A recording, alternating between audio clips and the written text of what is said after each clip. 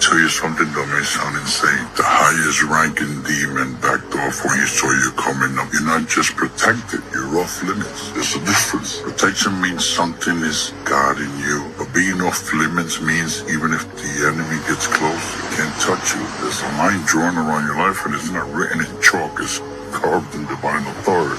God didn't just say, I'll keep him safe. He said, don't touch this one. That's a command, not a suggestion. God speaks.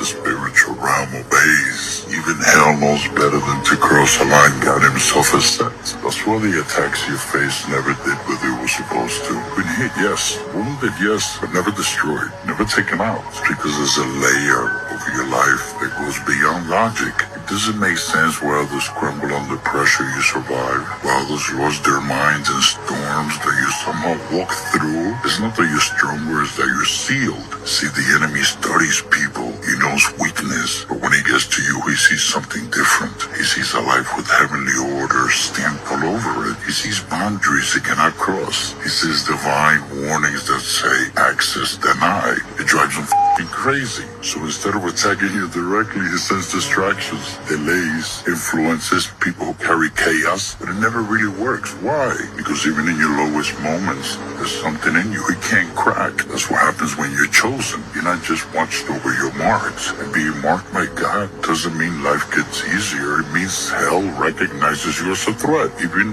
if you don't feel like one, but it still cannot reach you. You're not vulnerable the way others are. You walk with a seal that cannot be forged, faked, or forced open. You're not just protected, you are untouchable. Not because of who you are, but because who's guarding you. You are the battlefield. You're not in a battle. You are the battlefield. You weren't just born into comfort. You are attracted, not because you're weak, but because you carry something that forces light and darkness to collide. That's not random. That's spiritual. There's a reason you always felt like you were being pulled in two directions, like you're in the middle of something bigger than you. That's because you are. You carry a weight and not just emotional weight. Spiritual gravity. When you walk into a place, there's an invisible line drawn. One side is trying to push you into purpose. The other one's desperate to destroy you and distract you. The tension you feel is not confusion. It's evidence that both kingdoms recognize what you carry. Every breakdown, every battle, every unexpected attack. It all makes more sense when you realize you're not just caught in the crossfire. You are the fire. You're the territory God is trying to reclaim. That's why people are drawn to your life, but also try to dim it. You've been wondering why peace seems temporary and rest always gets interrupted. It's because your very existence is disrupted with darkness, but you carry clarity that breaks confusion. You carry purses that frustrates evil. You carry presence that pushes back hell.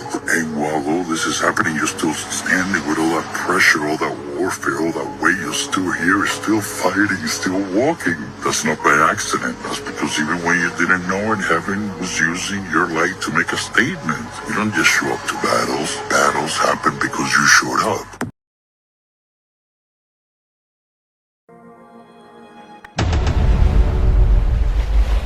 I am the light of the world. Whoever follows me will never walk in darkness, but will have the light of life. You can run through the valley where the dead leaves lie. You can hide in the smoke where the wild crows cry. You can whisper to the darkness like it's on your side. But truth walks